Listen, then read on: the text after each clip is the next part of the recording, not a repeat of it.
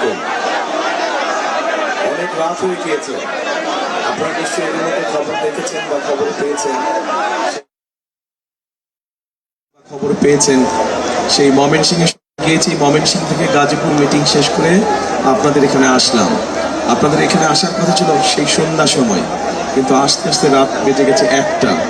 সারাটা পথ পুরো সেই ময়মনসিংহ পর্যন্ত, আবার ময়মনসিংহ থেকে এই পর্যন্ত পুরাটা পথ হাজার হাজার মানুষ দাঁড়িয়ে। এই মানুষগুলোর সাথে অন্তত মিনিমাম একটু হাত শুভেচ্ছা বিনিময় করে আসতে আসতে এত দেরি হয়ে গেল। এই জন্য আমি আপনাদের কাছে ক্ষমা প্রার্থী। প্রিয় ভাই বোনেরা, আমাদের এই মঞ্চের পাশে একটি ছোট মঞ্চ আছে।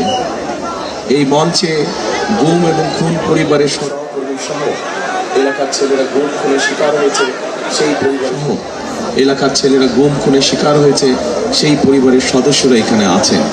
কিন্তু এই মানুষগুলোর কেন আজকে স্বজন হারা? এই মানুষগুলোর স্বজন হারা এর সাক্ষী আপনারা আছেন। আপনি এই এলাকার এখানে উপস্থিত প্রত্যেকটি মানুষ সাক্ষী যে কেন তারা জানেন। আপনারা বিগত 16-17 বছর ধরে বাংলাদেশের মানুষের রাজনৈতিক অধিকার, কথা বলার অধিকার, তাদের স্বাধীনতা, সব রকমের অধিকারকে কেড়ে নেওয়া হয়েছিল এবং সেই অধিকারের পক্ষে কথা বলতে গিয়েই এই মানুষগুলো তাদের স্বজনদেরকে হারিয়েছে। প্রিয় ভাই বোনেরা, 2024 সালের ঘটেছিল এই উত্তরার মানুষ সেটিকে সফল করেছিল অনেকাংশে। এই যে 5ই আগস্টের ছাত্র জনতার আন্দোলন, এখানে এই উত্তরার অধিবাসীদের বিশাল একটি অবদান রয়েছে। ইনশাআল্লাহ সেই অবদানের কথা আগামী দিনের ইতিহাসে সোনার অক্ষরে লেখা থাকবে। প্রিয় ভাই বোনেরা, 5ই আগস্ট দেশে একটি পরিবর্তন এসেছে।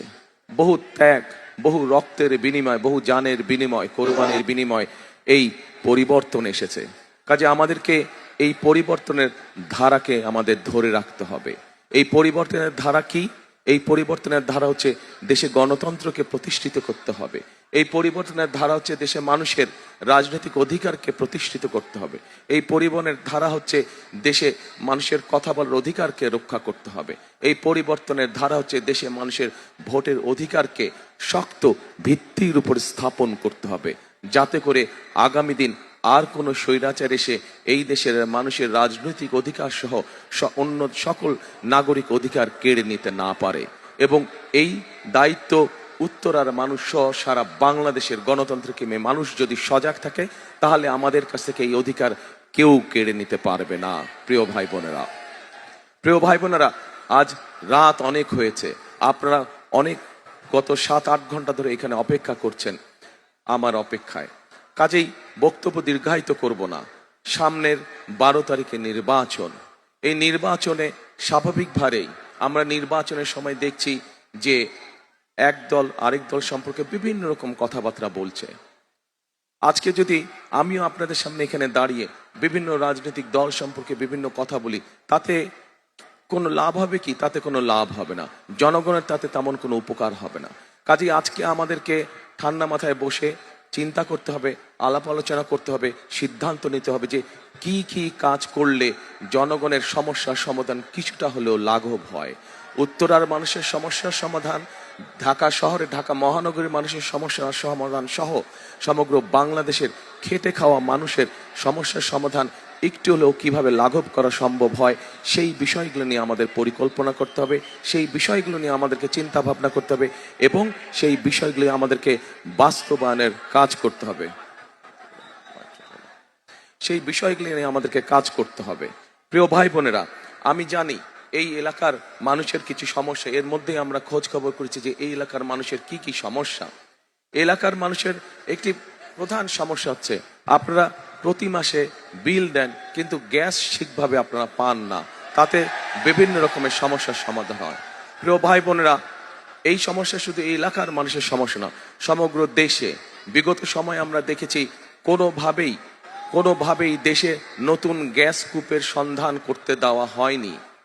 কোনোভাবেই গ্যাস কূপের সন্ধান করতে দেওয়া হয়নি।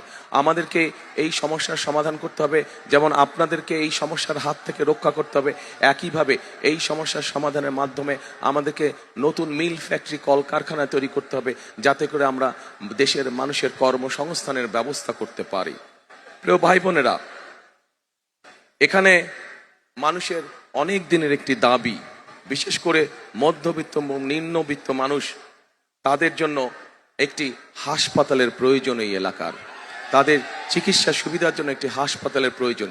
এইটি একটি, তাই তো, হ্যাঁ, একটি সরকারি হাসপাতালের প্রয়োজন। ইনশাল্লাহ এই ব্যাপারে ধানের শীষ বিজয় হয়ে 12 তারিখে সরকার গঠনে সক্ষম হলে ইনশাল্লাহ আপনাদের দয়া, আপনাদের সমর্থনে, আল্লাহর রহমতে আমরা এই ব্যাপারে উদ্যোগ গ্রহণ করব। প্রিয় ভাই বোনেরা, আরেকটি সমস্যা, যেই সমস্যায় শুধু এই এলাকার মানুষ নয়, এই সমস্যায় সারা বাংলাদেশের মানুষ কষ্ট পাচ্ছে। কি সেই সমস্যা? সেই সমস্যা হচ্ছে পানি সংকট। এই এলাকার মানুষ যেরকম বিল দেয় কিন্তু পানি সঠিকভাবে পায় না, ঠিক একইভাবে আমাদের দেশের খাল বিল সবগুলো শুকিয়ে গিয়েছে। ওপারে বাঁধ নির্মাণ করে আমাদের নদীর প্রবাহগুলোকে বন্ধ করে দেওয়া হয়েছে। প্রিয় ভাই বোনেরা, এই এলাকার পানির সমস্যার সমাধান যেমন আমাদেরকে করতে হবে, একইভাবে সমগ্র দেশে আমাদেরকে পানির সমস্যার সমাধান করতে হবে। এবং সেই জন্যই আমরা খাল খনন কর্মসূচি গ্রহণ করেছি, যার মাধ্যমে আমরা শুধু এই এলাকার মানুষের পানির সমস্যার সমাধান না, চেষ্টা করব আমরা ইনশাল্লাহ সারা দেশের পানির সমস্যার সমাধান করার জন্য। প্রিয় এলাকাবাসী, প্রিয় ভাই বোনেরা, সামনে কয়দিন পরে বর্ষা মৌসুম শুরু হবে। শীত শেষ হলেই কয়দিন পরে বর্ষা মৌসুম শুরু হবে, এবং বর্ষা মৌসুম যখন শুরু হয় তখন এই এলাকার মানুষের সবচেয়ে বড় দুর্ভোগ হয় জলাবদ্ধতা। অনেকগুলো রাস্তাঘাট আছে এই এলাকার ভিতরে ভিতরে, যেগুলো সব পানির নিচে চলে যায়। এই জলাবদ্ধতা এই এলাকায় যেরকম আছে, ঢাকা শহরের বিভিন্ন এলাকায় আছে। আমাদেরকে মানুষকে এই জলাবদ্ধতা থেকে দূর করতে হবে। ইনশাল্লাহ আগামী 12 তারিখে বিএনপি সরকার গঠন করলে, এখান থেকে ধানের শীষকে আপনারা বিজয় করে নিয়ে আসলে, বিএনপি সরকার গঠন করলে জলাবদ্ধতার সমস্যার সমাধান সবচাইতে আগে ইনশাল্লাহ আমরা করব, যাতে মানুষের অন্তত চলাফেরাটা সঠিকভাবে করতে পারে মানুষ। ওটা তো সারা বাংলাদেশে। আরেকটি তীব্র সমস্যা এই এলাকার মানুষের, সেটি হচ্ছে যানজট। প্রিয় এলাকাবাসী, যানজট শুধু এই এলাকা নয়, এই সমস্যা আমাদের সারা ঢাকা শহরে রয়েছে। কি করে যানজটকে নিয়ন্ত্রণ করা যায়, কিভাবে যানজটের সমস্যা সমাধান করা যায়, এ ব্যাপারে আমাদের একটি পরিকল্পনা আছে। যেহেতু আজকে অনেক দেরি হয়ে গিয়েছে, সেই জন্য আমি আর বিস্তারিত বলবো না। একটি বিশাল সমস্যা এই এলাকায়, মাদকের একটি বিশাল সমস্যা রয়ে গেছে এই এলাকায়। এবং প্রিয় ভাই বোনেরা, এই সমস্যাটা একটি ভয়ঙ্কর একটি সমস্যা, যেই সমস্যার ফলে অনেক পরিবার ধ্বংস হয়ে যায়, অনেক পরিবার ধ্বংস হয়ে গিয়েছে, অনেক পরিবার ধ্বংস হয়ে যাচ্ছে। আমাদেরকে যে কোনো মূল্যে, যে কোনো প্রকারে এই সমস্যার আমাদেরকে সমাধান করতে হবে। এই সমস্যা থেকে এলাকাবাসী সহ দেশের মানুষকে আমাদের বের করে নিয়ে আসতে হবে। আরেকটি বিশাল সমস্যা আছে এই এলাকার, যেরকম এটি সমস্যা একইভাবে সারা বাংলাদেশে, অর্থাৎ লক্ষ লক্ষ শিক্ষিত, অল্প শিক্ষিত, অর্ধশিক্ষিত, যাই হোক না কেন, তরুণ আছে, যুবক আছে, যাদের কর্মসংস্থান নেই। আমাদেরকে তাদের কর্মসংস্থানের ব্যবস্থা করতে হবে। আমরা যদি আমার তরুণদের জন্য, যুবকদের জন্য আজ কর্মসংস্থানের ব্যবস্থা করতে পারি, ধীরে ধীরে আমরা একটি আমাদের প্রত্যাশিত বাংলাদেশ গড়ে তুলতে পারবো। প্রিয় ভাই বোনেরা, কাজ অনেক আছে। বিগত 16 বছর, আমরা 17 বছর আমরা শুধু বড় বড় গল্প শুনেছি, কিন্তু মানুষের সমস্যার কোনো সমাধান আমরা দেখিনি। আমাদের সামনে অনেক কাজ, বাংলাদেশের সামনে অনেকগুলো চ্যালেঞ্জ আছে। আমরা যদি সকলে ঐক্যবদ্ধ থাকি, আমরা যদি আমাদের গণতন্ত্রকে সুসংহত করতে পারি, তাহলে আমরা ধীরে ধীরে বাংলাদেশের এই সমস্যাগুলোকে কাটিয়ে উঠতে পারবো। কিন্তু সেখানে আপনাদেরকে, জনগণকে, যেভাবে উত্তরার মানুষ জুলাই আন্দোলনকে সফল করেছিলেন, ঠিক এই একইভাবে যদি এই বাংলাদেশের মানুষ, গণতন্ত্রকে মানুষ, উত্তরার মানুষ, যদি আপনারা সকলে ঐক্যবদ্ধ থাকেন, একত্রিত থাকেন, গণতন্ত্রের পক্ষে থাকেন, ইনশাল্লাহ আমরা ধীরে ধীরে বাংলাদেশকে এই সকল সমস্যা থেকে বের করে নিয়ে আসতে সক্ষম হব। প্রিয় ভাই বোনেরা, কিন্তু আমি যেই কাজগুলো আপনাদের জন্য করতে চাইছি, এই এলাকার মানুষ সহ দেশের মানুষের জন্য আমি করতে চাইছি। এই কাজগুলো করতে হলে আপনাদের সমর্থন প্রয়োজন। আপনাদের সমর্থন ছাড়া আমরা এই কাজগুলো করতে পারবো না।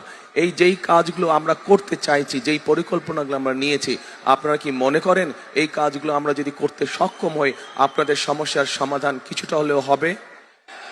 আপনাদের কি এটা মনে করেন আপনারা সমস্যার সমাধান?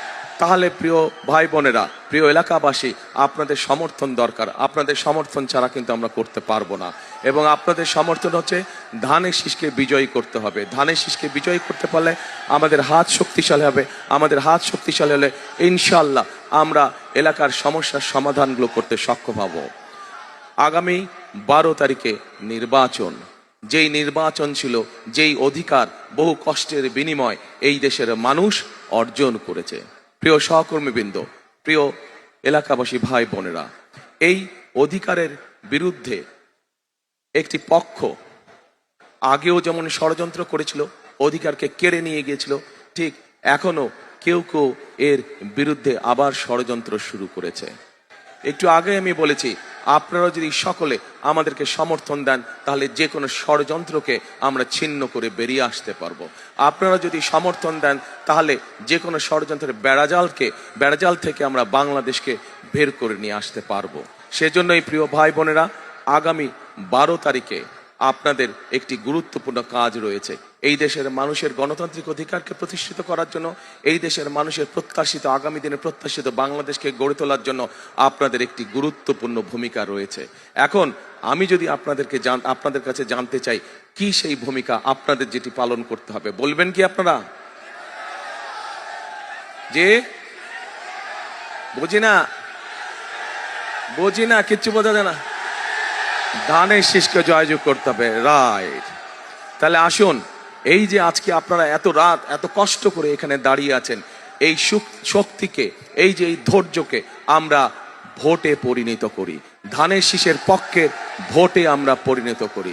এই যে আপনারা এত কষ্ট করে, এত দৃঢ় চিত্তে যে আপনারা সেই সন্ধ্যা থেকে এখানে অপেক্ষা করছেন, আসুন এই দৃঢ় চেতনাকে আমরা আমাদের ভোটের শক্তিতে রূপান্তরিত করে, সেটাই হোক আজকে আমাদের এই জনসভার শপথ, সেটাই হোক আমাদের এই জনসভার প্রতিজ্ঞা। প্রিয় ভাই বোনেরা, আমি প্রত্যেকটি জনসভায় একটি কথা বলি, যে কোনো জিনিস ভালো কিছু অর্জন করতে হলে পরিশ্রম করতে হয়।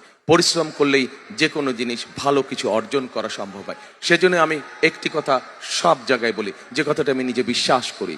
কি কথাটি আপনারা শুনেছেন, তারপরেও আপনাদের সামনে আমি বলতে চাই। কথাটি হলো, করব কাজ, গড়ব দেশ, সবার আগে বাংলাদেশ।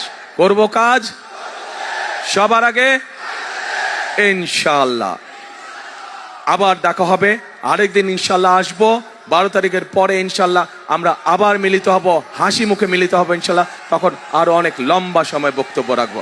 সকলে ইনশাআল্লাহ ভালো থাকবেন। বিজয়ের বেশে আবার দেখা হবে আমাদের। আল্লাহ হাফেজ। বাংলাদেশ জিন্দাবাদ, বাংলাদেশ জাতীয়তাবাদী জিন্দাবাদ। আর এই যে জাহাঙ্গীরের হাতে ধানের শীষ দিয়ে গেলাম, আপনাদের এলাকার সন্তান, ওকে আপনারা দেখে রাখবেন। ও ইনশাআল্লাহ আপনাদের বিপদ আপদ সবকিছুতে আপনাদের পাশে থাকবে। আল্লাহ হাফেজ।